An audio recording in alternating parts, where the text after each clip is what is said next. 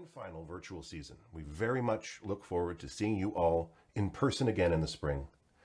We are broadcasting from the unceded and unsurrendered territory of the Algonquin Anishinaabe. We recognize our obligation as settlers on this land to work to repair the harms perpetrated upon Indigenous communities and acknowledge the ongoing trauma colonialism has inflicted and continues to inflict on First Nations, Métis, and Indigenous peoples.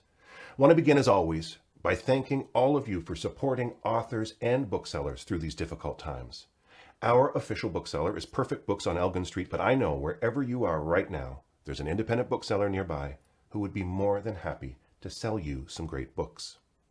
The festival is supported by generous individuals like you, so I hope you'll consider subscribing to our newsletter and making a donation. We can't do it without you. I also want to thank the Ottawa Public Library, the Government of Canada, the Government of Ontario, the City of Ottawa, the Ontario Arts Council, the Canada Council for the Arts, Carleton University, and CBC for their ongoing support. Our host tonight is Lucy van Oldenbarneveld, journalist, broadcaster, actor, and playwright. We're so glad to have her hosting again. Her event with Kim back in 2019 was a festival highlight, so I know we are in good hands. Please give a warm virtual welcome to the most recent addition to our board of directors, our host this evening, Lucy van Oldenbarneveld. Oh, thank you, Sean. Thank you so much. There's Kim. You can see Kim Thúy. Let me tell you a bit more about Kim Thúy. Many of you already know all about her. Kim was born in Saigon in 1968. She left Vietnam with the so-called boat people at the age of 10 and then settled with her family in Quebec. She's a graduate in translation and law, has worked as a seamstress, a lawyer, a restaurant owner, an interpreter, a media personality, and a television host. So many things. As Sean mentioned, back in 2019, when Kim and I sat down to talk about her book of food and love and recipes, it was a highlight for me, and it was just so vibrant and fun and funny. So I'm really looking forward to our conversation tonight. It's a completely different tone. The book is called M, and Kirkus Review described M as a constellation of connected characters. And this book provides a snapshot of Vietnam and the Vietnamese diaspora in North America, all going from French colonization to life after the war. It's a brief, moving meditation on the nature of truth, memory, humanity, and violence. It is a slim volume, but it covers so much with so much poetic language. It was such a joy to read this book and to welcome Kim Thúy again. Hi, Kim. Hi. I'm so happy to be with you. So glad you're here. Can we start with, towards the end of this book, we see a drawing by Louis Boudreau. And you have that drawing right behind you. It shows a box of many threads. And this drawing is the book in many ways. Tell us about the drawing, which in turn tells us about the book, Kim, because you have it right behind you there. Yes. I brought the painting here so that you can see the painting itself. I'm sorry. I don't know if you can see it, but you can see all the threads and I can play with them. He has allowed me to play with the threads. And he had created this painting from a conversation that we had together. And he said, he wanted to do the cover, to make the cover for the book for me. And I never thought, our budget is $300 for the cover. So we never thought that we could commission him to, he's a great artist and, well, not accessible for my kind of, my level. But he wanted to do it. And so he has created, so we have used his painting for the cover of the French version. And he really shaped the way that I write because I didn't because he finished the painting way before I finished the book. I was halfway when the painting was already done, and so he gave it to me. I hung it really above me, and I thought I'll never be able to write after this because the painting was so perfect. But then actually no, because these threads really inspire me.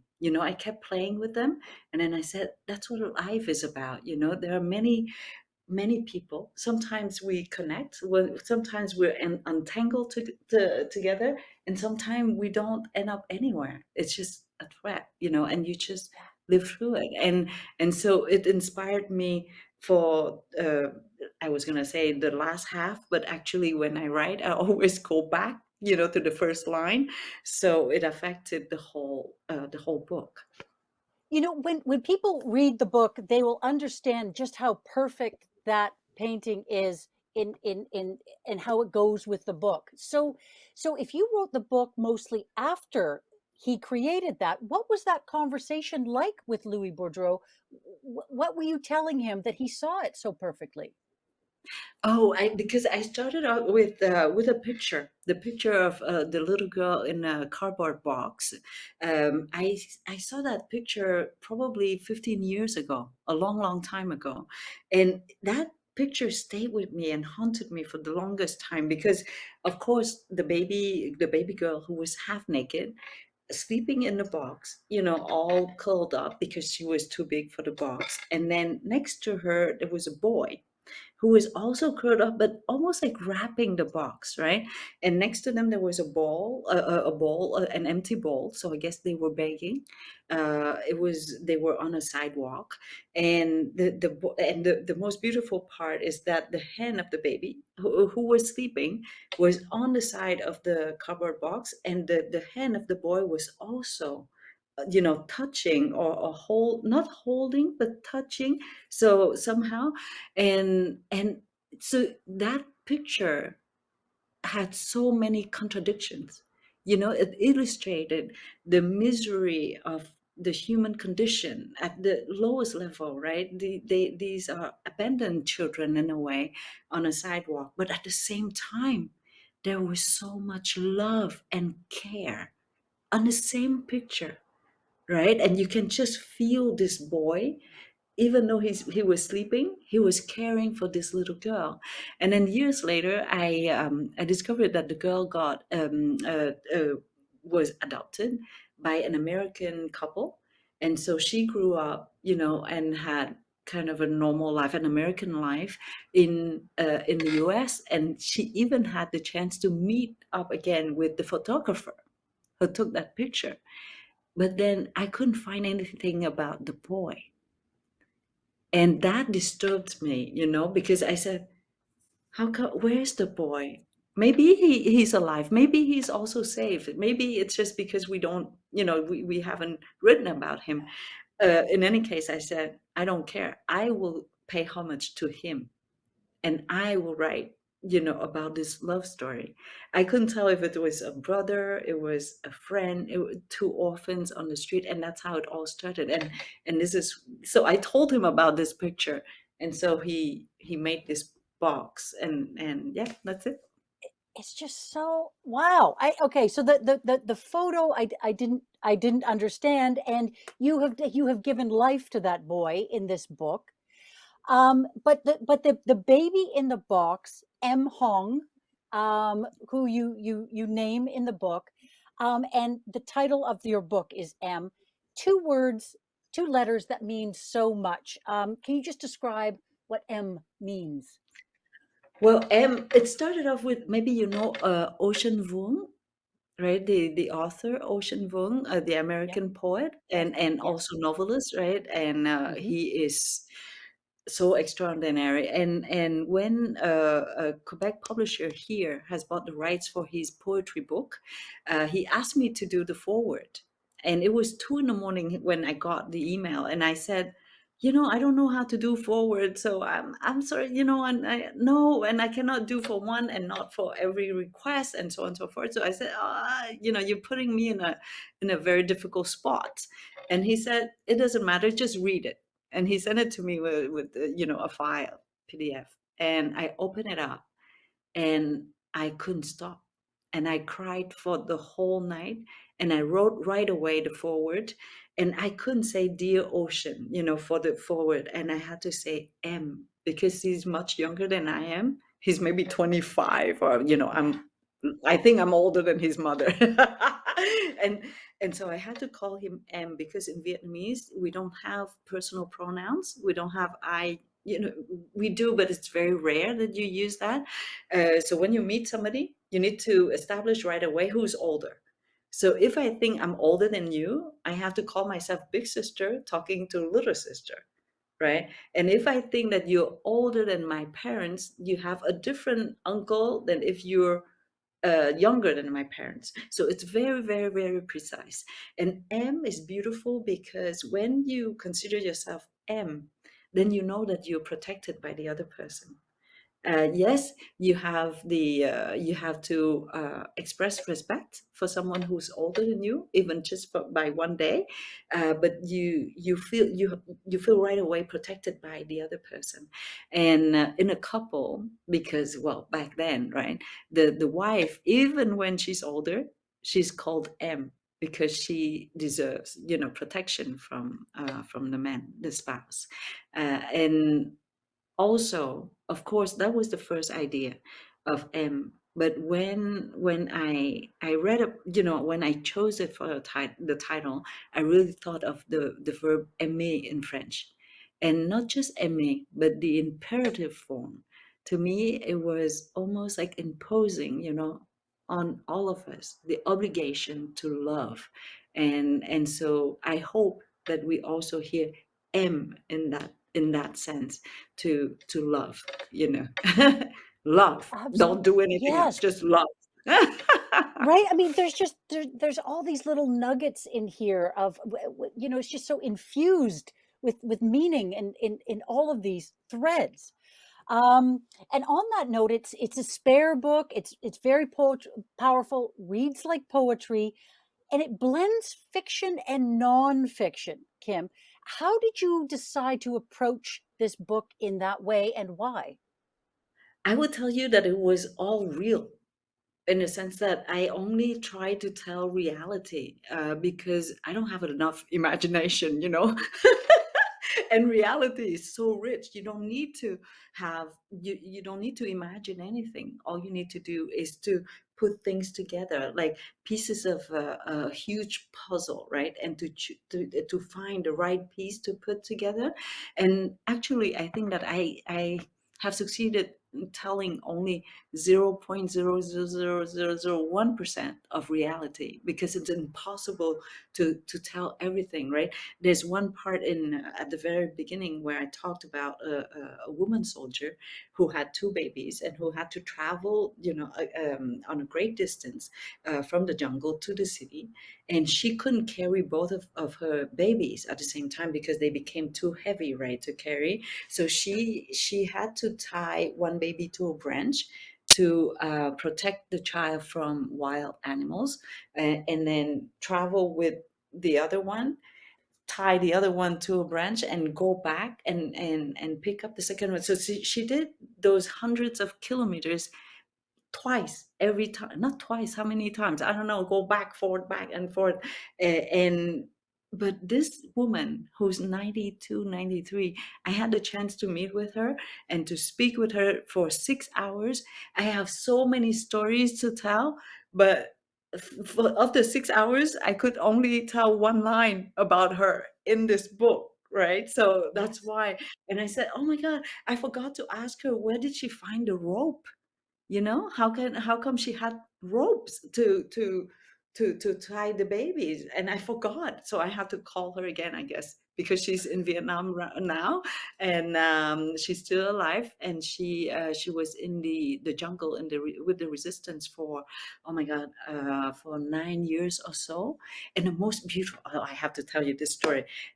And I haven't found a place yet where to tell this story, is that she was near a mine abandoned by the French, and she found in that mine a half of a dictionary. Le dictionnaire Larousse. The second half is you have only, how do you say that? Proper names. They Okay. know, right? So Nouns. you Yes. have, Yes. yeah, and so she said, but the other part, the common nouns are gone. She didn't know where they were, but she had only all those names and stories of these the proper nouns, and so and she knew how to read French, but she couldn't let people know that she could read French. Otherwise, her comrades of the communist resistance would think that she's a double agent, right? So she kept it to herself and she read it at night. And the way to read it in the mind so that the light, the fire would not signal, her presence, she picked up seeds of oranges, wild oranges, and grapefruits.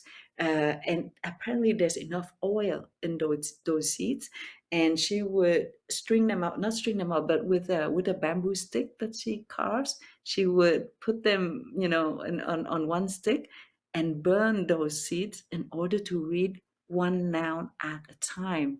And that's how she kept her French, continue to progress in French and continue her education through reading that half of a dictionary. How extraordinary is that, Oh right? my gosh. Kim, in your hands, that is just going to be the most magnificent story if you decide to tell that in your next book. Yeah, and so you see that when we talk about fiction and reality, Yes. Yes. fiction is more at the level where, yes, I know the baby was in the box, but I don't know how she left Vietnam. But then I knew about the Operation Baby Lift, so I gave her, that was in the book. It's her vehicle to arrive in North America, in the US, and that's where fiction, I guess, comes into the text. But Operation Baby Lift really existed. It was 1 month before the end of the war, and President Ford had this program designed to bring out the orphans who were mostly children of American American soldiers. soldiers. uh, Hmm. but Naomi Bronstein, the one I talked in the book, she existed for real. And what happened was that I was on a TV set for a cooking show, right? Of course, and the food stylist, whose name was Heidi Bronstein, knew so much about Vietnamese food. So I asked her, "How come you know so much about?" She didn't look anything Vietnamese, and she said because her mom had adopted 5 Vietnamese children during Operation Baby Lift, and Naomi Bronstein had just given birth to Heidi, left Montreal, went to Saigon in order to bring out the orphans because she had orphanages in Cambodia and Vietnam, I think, and so she put all these children. And Heidi told me the story that she put all these children in the plane, and apparently someone in the plane said to her, "You should you should stay back." Get out of the plane, stay back, because there's another plane the next day, so you can have more orphans coming, tomorrow. And she left, and apparently she was still on the tarmac when she saw the plane on fire. And there's a picture of her, you know, stunned by this.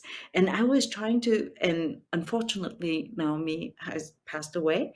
So I cannot ask her how she felt, being a mother and Yes. being the one who put all these children on a plane, thinking Yes. that she was doing, a great gesture, and then to Yes. have half of them killed in that Yeah. explosion. And so, so fiction for me is like that. So that part was real. So I Yes. said that the baby in the box got out of Vietnam on that plane, but was it true or not? I wouldn't be able to tell you if she was on that plane or not. Right. Right. And then, but then Naomi goes back the next day and just continues on and puts more orphans on the next plane because, life must continue in some ways. Exactly, because you in a panic situation, right? In a survival situation, so you just Yeah. continue. But I insisted on having the Operation Baby Lift in this book, not only for that story as a homage to Naomi, but also because I was very sad to find out that, for the longest time until this book, I really thought that it was a gesture of kindness from the American government to bring out these children. Since these children were mixed, then maybe they would be mistreated by the communist government who arrived in south of Hmm. Vietnam. And that's really what I thought for 50 years. And then I started doing the research, and there was one journalist who was a baby lift survivor, adopted in Australia, who found again the person who designed the program, and she started off the conversation by saying, I would like to thank you for having saved us. And the person, the man, he said, you should not thank me at all, because it was not about you. You were children of dust. And children of dust, it's an expression from the Vietnamese language, meaning you're nothing, you're just dust, right? And so he said, nobody would care about children of dust. The communist government would never take you, as scapegoat, because you don't have a value. So no, we didn't take you out because we wanted to save you. It was just a PR operation. Yeah. Gerald Ford And was there to greet the plane, right? Yes. Yeah, yes, and horrified. Yeah. that's why Yeah. they used the military plane instead of commercial one, because there were not enough seats, right? In a military plane, it's there to carry weapons. It's not for people, and that's why the children were in boxes and they were strapped to the belly of the plane. And there were so many pictures of that operation because it was a Yes. PR operation. And I didn't know about that for 50 years. And I was so mad at myself not having Mm. looked further in a way. Yes. And so yeah. And part of that, I mean, whatever, 7 years before Operation Baby Lift, there was the My Lai massacre, of course, and this plays a major role in the book. And just people may remember, this is where U.S. troops slaughtered hundreds of innocent civilians. In the book, you write about a helicopter pilot who came to save Tam, one of the characters. He flew in, rescued her from the death all around her. And you say, the pilot gave life a chance. He gave himself a chance at his own life, the one that waited for him after the war. And as we know, soldiers who broke ranks with the US military at that time were disciplined, they were court-martialed. So talk about what you mean by this, giving himself a chance at life when he got home. Because in those situations, I guess, because the way he got scolded basically by the military, of course, because that was how would I say it? That was a treason. Insubordination. Yeah, and Yes. treason. Yeah. Mhm. You were going against the order. You were going against your team, your battalion, your American colleagues, and so on and so on. So it was the wrong thing to do. But at the same time, I thought that he gave himself a chance to survive it afterwards, because when you see life and if you feel life, you cannot let it go and let that baby die, or that young.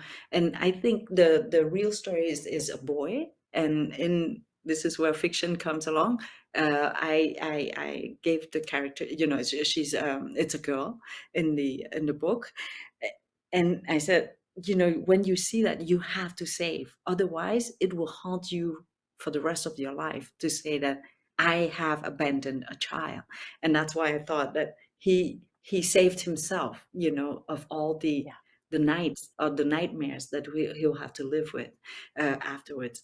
And I wanted to portray that as well, in the sense that you don't know what is good or bad anymore in those situations. Like, for him to save that young girl was a good thing, right? Objectively. Mhm. But if you look at it from a different point of view, it was the wrong thing to do, because you were saving an enemy. You were there to kill the enemy, and how come you're saving an enemy? So there was a contradiction, right? And you're not doing what the whole your whole group is doing. So it's also wrong, right? So where's wrong and where's right? It always depends on the point of view and the angle, how we look at it. And yeah, so I wanted to tell that story for that Yes. purpose. Yeah, how confused we are. How confused we all are, right? I mean, and in the book, you kind of move back and forth between trauma, beautiful sacrifices, like we see there, horror, love, rage, compassion, all of these things. some have described this as your most personal book to date, Kim. How would you respond to that, and how did you prepare yourself to write something so emotional and so close? You know, I started off only a love story. I only wanted to tell the love story between the boy and the girl. That was it. I wanted to do something very romantic. And of course, I didn't succeed, as you could see. But I hope that the reader can still feel all the love, you know, that from this book and all the beauty that I tried to bring out. And there were so many nights, I would say, I felt like I couldn't lie down because I thought that I would drown. That's how you say it, yeah? I had Mhm. so much tears in me that I said if I lie down, I would suffocate. I would die. And and and I never allowed myself to write during those moments because I didn't want to write from anger or frustration or sadness. That's not the point. The point for me is to share beauty, to share the greatness of us, because it's easy. We are born cruel and mean and jealous, and that's who we are. We are envious, and we have all the problem is we try to justify our cruelty with other reasons. For example, oh, we're fighting, we're killing in order to save democracy. We fight for peace, but it doesn't go together, the word fight and peace, right? And in Vietnam, we said, oh, we're sending 14-year-old, 15-year-old boys and girls to a battlefield out of love for independence for our country. So we use love to as an excuse, but I think the real reason was not love. The real reason was, I don't know, ego. It was about domination. It was, all kinds of other reasons than really love and so on and so forth. And so I said, I don't want to write a book about our cruelty. That's not it. We need to look for beauty, because if we don't see beauty, we won't preserve beauty, and we won't create beauty, and we won't, and we won't become beauty. And so it's really important for me to convey the idea of beauty. And I'll tell you, there's one story that I couldn't tell because I didn't know how to see the light in this story. Is that one soldier who, and this is again one real story, who was a witness, and he said, when he was first deployed in Vietnam. He arrived in his camp and he saw these strings of dried ears, hanging next to the other soldier's bed. And it shocked him because he just arrived, and so he couldn't understand how come these boys had, those strings next to their beds, but actually they were like trophies, right, of the enemies that they succeeded at killing. And I wanted to tell this story not to to s- to how would I say it? It was not to tell a horrible story, but to say that these boys, 18-year-old, 20-year-old, they had never planned on doing this. These ears, these dried ears, were just a reflection or the illustration of the hostility they are facing, or that they were living, right? They had been sent to a country they didn't know, to a climate they had never, experienced, to an environment so hostile, right, that they couldn't even imagine. My son, who was 18 and who went to South Africa with a credit card with hotel and all of that, and I was worried. So imagine, so I wonder who, what kind of an adult in their right mind would send an 18-year-old healthy boy to a battlefield in such a hostile environment. So I wanted to tell that story, but I couldn't find a way until, no, never. But then a couple of months ago, a French journalist uh, asked me, and then I shared with her this story, and she said, and I couldn't say in French string. I don't know. I didn't find a word for string, so I tried to describe it to her, and she said, "Oh, so it looked like a rosary, un chapelet." And I said, exactly.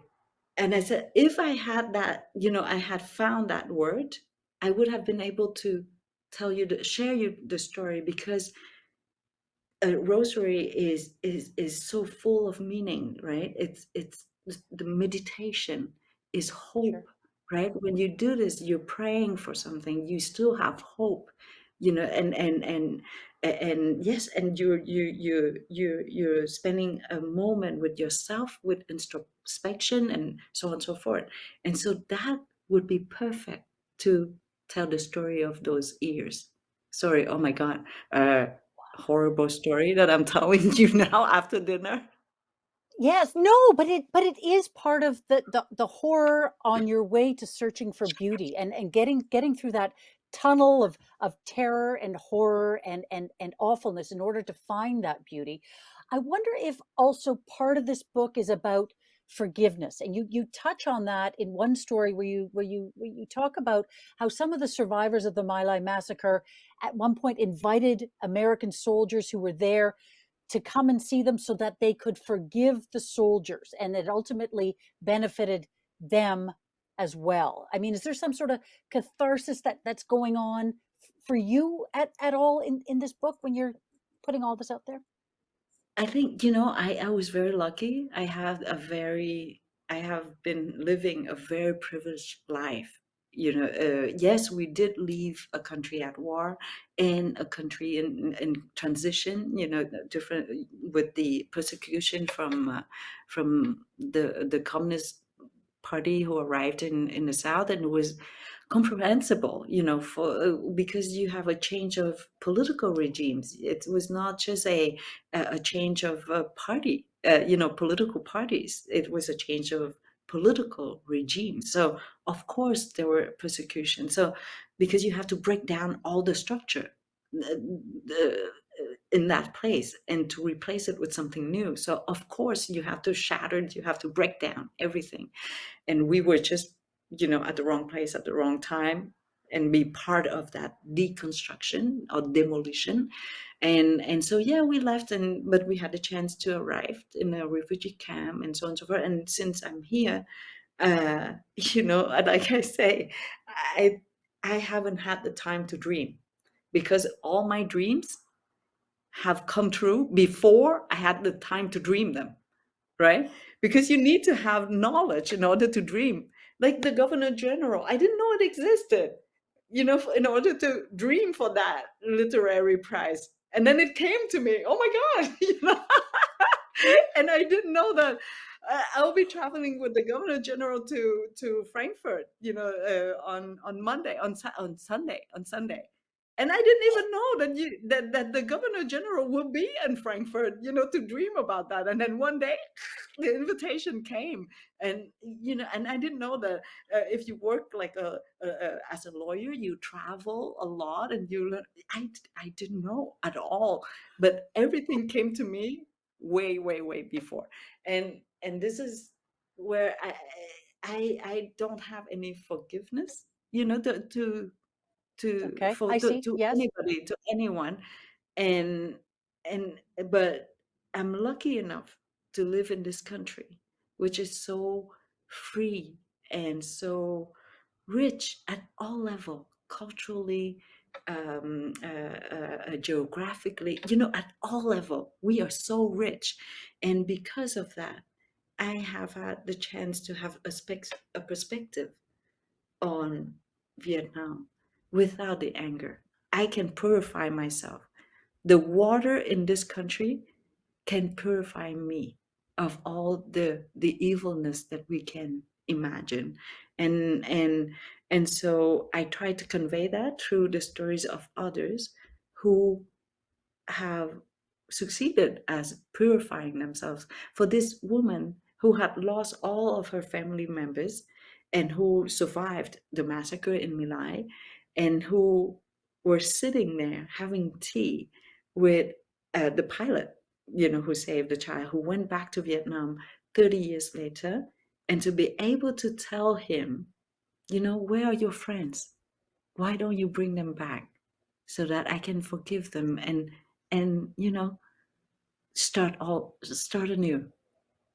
let's go forward, let's look forward. And so I just wanted to say that it's possible for us to reconcile, and it's possible for us to move on, and maybe we need to move on, even though my mom, and many of the Vietnamese communities have very, how would I say it, and I understand that they have, they still have, sadness towards the situation. And that's why my mom, after 45 years, she still cannot accept the new flag, 45-year-old flag, the new, New the flag. flag, the Vietnamese flag today, because her flag was the one before. And I said, it's been 45 years. But she has lost so much. And it's not only material, houses or cars or whatever. It's not about that. It's more the fear of taking your children on a boat that will sink, at one point. And for and I'm trying to imagine their fear when to prepare themselves with those pills, those, how do you say that, cyanure. Cyanide. Yeah, The that if cyanide we, pills? Yeah, cyanure, yeah, I'm not sure. cyanide, Cyanide, C maybe? Y C Y Cyanide? A, yeah, ANIDE. Yeah, yeah, they had them and handy. Yeah. yeah, so ready for us to die at sea. Because he said, oh, if the boat would be sinking, or if we met pirates, or if we were arrested by the Vietnamese police, then he had those pills for the family, so that we could all die quickly and not suffer, right? Yeah. So when you're parents and you have to prepare yourself for this, it must be quite traumatizing. And so yeah, so yeah, my parents are not, have not been completely purified, I would say, Yes. Yeah. They have from a, this a, a way different history and trauma and more Mhm. time amongst it.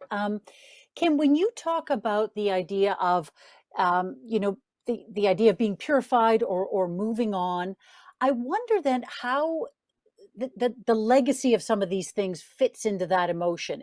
And you talk about the nail salon industry that has sprung up from all of the refugees, but you also tie it back to Agent Orange and the spreading of the herbicides and how the Vietnamese people were so poisoned then and continue to be poisoned now in the nail industry by inhaling all of those fumes. So that impact is still being felt today. So what do you make of that?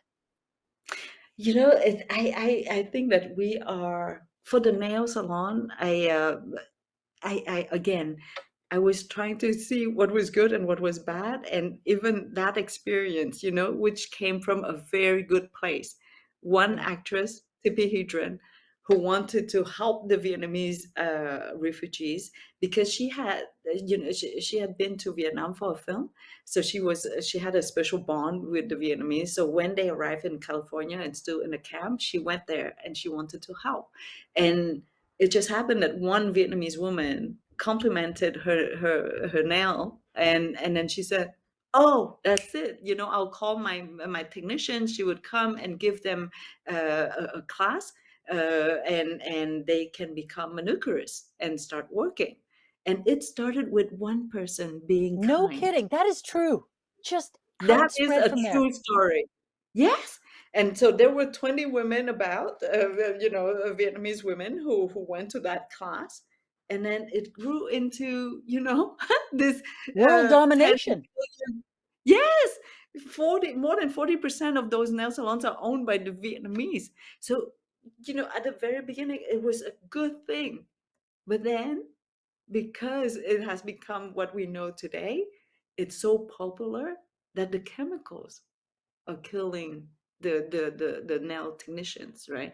And I try to link that with Agent Orange, and I want to mention this to you, that the book, the English version, Yeah. all the colors you see are the colors of the rainbow well, we call it the rainbow operation, because there were different colors for the different pesticides. And so Agent Orange was really this orange. Apparently the Pantone, she found the exact color used for the pesticides. And and I wanted to tell this story because this is where you see how humans are so resilient, and and we are geniuses, right? So the Vietnamese would hide themselves in the forest, right, in order to attack at night, or to attack by hiding. And the Americans said, "Oh, you're hiding in the forest? Oh, we know. We can burn down, all the leaves." And that would expose all the resistance, right? And that was so great, as an idea. And so they did that. They burned the leaves. And then the Vietnamese said, "Oh, yeah, but we know how to counter, to react to this. We will dig tunnels, right? And we're going to go into the tunnels and you cannot see us." And then the Americans said, "Oh, but we have bombs. We have all those B-52." And so they bombed, and the tunnels were not deep enough. So the Vietnamese went deeper.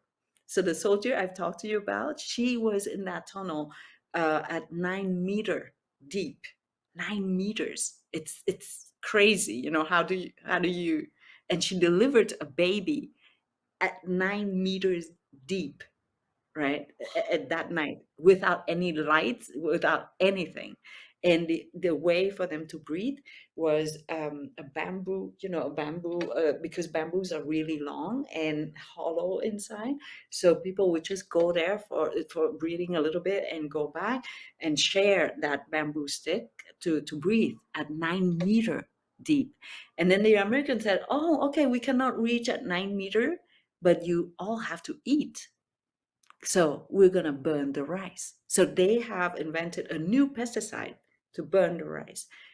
And then the grains said, "No, but we grow back up." So they go into the soil and went back up. And that's where the Americans said, "But we can create another pesticide to dry up the water in the soil." So, And that was Agent Blue or something? Is that what the color that yes, that yes. dried up the soil? Yeah. How incredible, you know? How intelligent are we?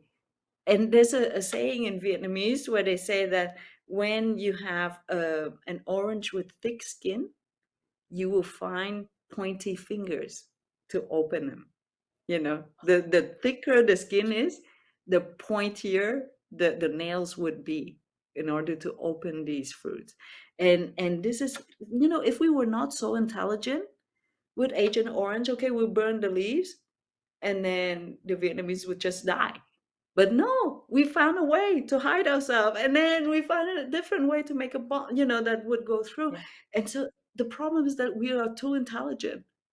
And so we keep making it, better and better for the Better worse. better badness, better awfulness, for ourselves. It's just and that's part of the resilience for good and bad, I guess. Yeah, yeah. So where's when you look at it, it's, oh my God, where's how intelligent we are, but at the same Yeah, time, oh, how yeah. crazy are we, to keep on going. You know, Kim, one of the things that you and I were talking about just before we started here was I just felt so emotionally connected to these characters, and I wanted to keep reading about them. And we've talked about so many different themes and stories and ideas and philosophies, and you can see how thin this book is, folks. And this is an amazing feat that you've created so much in this, but I w and it is very much a work of poetry in many ways, and maybe that's why, I found myself connecting to these characters. And what you said before we came on here was that you were trying to write about an emotion, about a feeling, and I think you succeeded, but how did you go about that? How does that happen? I don't know, because I'm so bad at describing, probably. I don't have enough words to make long descriptions and to be detailed, how the door got closed and the bell rang or something. I don't have enough words for those, for the Yeah. description. And that's why, it got very succinct. And also to me, it's always about, what Naomi was feeling when she was on that tarmac. It was not Mhm. about, yes, I Yeah. did mention the number of children who were in the plane, but it was more about, yeah, how did she feel? I always wonder, for these moments. And the same thing when, there were so many numbers, right, of the soldiers who were killed, who were hurt, who yeah, for who went back, who went missing. And there's so many numbers, because that war lasted for 20 years. So you could imagine how many people were affected, directly or indirectly. And oh God, I am going to tell you this story. I just discovered, I didn't know about this, but we are having a problem with containers, right? Trading, with Yeah. containers, traveling, from Asia to us, or the other way around, whatever. We're having a problem with containers, which usually costs about 5,000 to for the whole container. Now it costs more, almost 30,000, I think. And the Yeah. cost of Yes. everything will go up because of that. And I just discovered that this industry bloomed during the Vietnam War, because the American government needed to move so many things to Vietnam, right? For infrastructure, weapons, and all kinds of stuff, Yeah. from the US to Vietnam. So you have all these boats going with the containers, but then they said they didn't want to come back, with empty containers. So they started working and looking around, and there was electronics from Japan. And that's how, Japan, what they started carrying, electronics from Japan back to the US. And that's the starting point of the industry that we know today, right? Of trading with containers. Yes. And so, but okay, I was telling you that we have all these numbers of soldiers dead, and of soldiers who are hurt and amputated or whatever, so precise. Hmm. But we have never tried to count the number of broken love stories, of broken homes, of broken dreams. How come we've never counted, or we haven't even tried to count these numbers? And they are the important numbers. They are the numbers that we need to know. How many, we don't know how many orphans are from those Yeah. conflicts. How many Yeah. children have become orphans because of these conflicts? Nobody has counted this. I cannot find anything about, yeah, Yeah. love stories. How many love stories broken because of the conflicts, right? How many broken hearts? How many moms have gone into depression? How many, well, I said moms, but dads as well. You know, Yeah. how come? And Yeah. we should talk about this. And probably, yeah, I try in my own tiny micro little way, to remind us to, yes, maybe we should count these emotions, which are almost ignored. They are ignored, actually, right? PTSD, became, how would I say it, was acknowledged much later than the Vietnamese War, the end of the Vietnamese War, right? Even Yeah. today, Of we are course. only starting to really acknowledge what is PTSD, right? But yeah, but it's so Yeah. important. It You know, affects all of it really does. And, I I'm kind of, still speechless about this book. It's not what I was expecting, but I wasn't sure what I was expecting. It's such a unique way of storytelling, and it is just so evocative, Kim. I think it's probably a good time good place to leave this, because I can't recommend it enough to people. It is just so such an experience, I guess, is the way to put it, because as you talk about those emotions, and they somehow find their way to you, when you're reading this. So I want to thank you for this beautiful work. You're Could you just imagine? such She a, just wanted to tell a love story, and it ended up. and now look what you've done. Now look what you've done. This Yeah, amazing thing. and it's and yeah. So I told you about the container story, just to say that even a container, the industry of traveling containers is Yes, connected to the one Vietnam of War. the threads. One of the threads there. Oh, quick final question. Quick final question. The boy who was beside the cardboard box is named Louis. Is that just a coincidence because of the painter of the of your work? A little bit, but at the same time, I wanted to name because I want to talk about the African American community. Hmm. And very often we talked about immigrants as a group, separate groups. You have Yeah, the Vietnamese, you have the Italian, you have the Syrian, whatever. But we never think about these communities working together or living together. yeah, Because when we were in school, of course, all the immigrants were together because we were learning French or we were learning English, and so there is a communication between these communities, and there's a lot of collaboration among those who are vulnerable.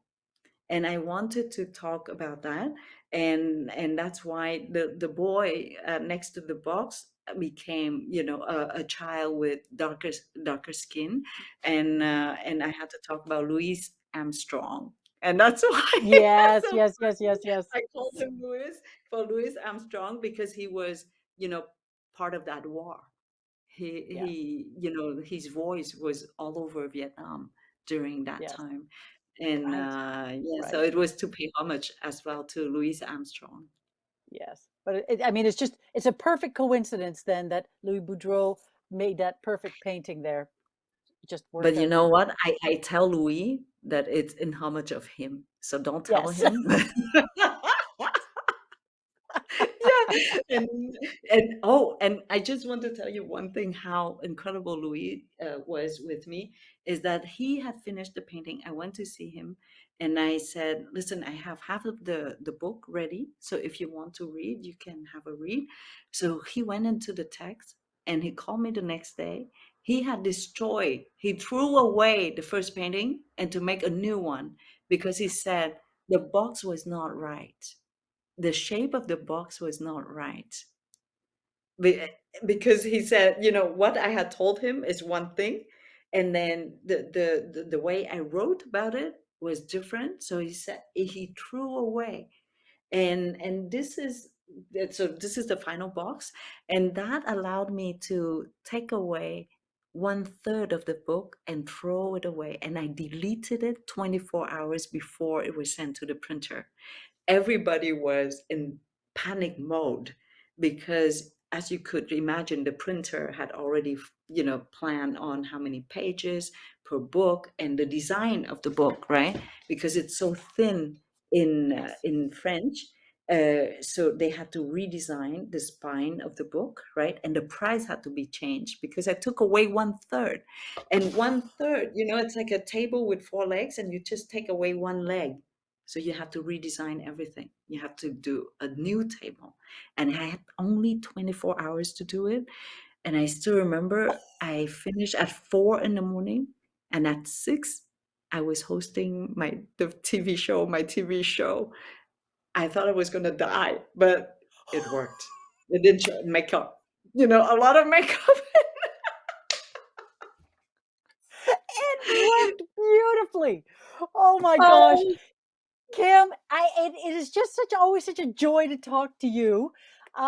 Thank you for this. Thank you for this oh, conversation. yeah, I did talk about food a little bit, right? In the book, A I did little bit. talk about Yes, food. you did. Lots of faux, lots of the beautiful descriptions around faux. Um, Kim Thúy, thank you so much for this. I know people have tuned in because they love you so much. And thank you to all of you for tuning in, and to the Writers Festival, Sean Wilson and his team there who made this happen. And hope to see you all in person again soon. Thank you So good so night. much. Thank Thank you. you, thank you, Thanks, thank Kim. you. Okay. Good night. Good night.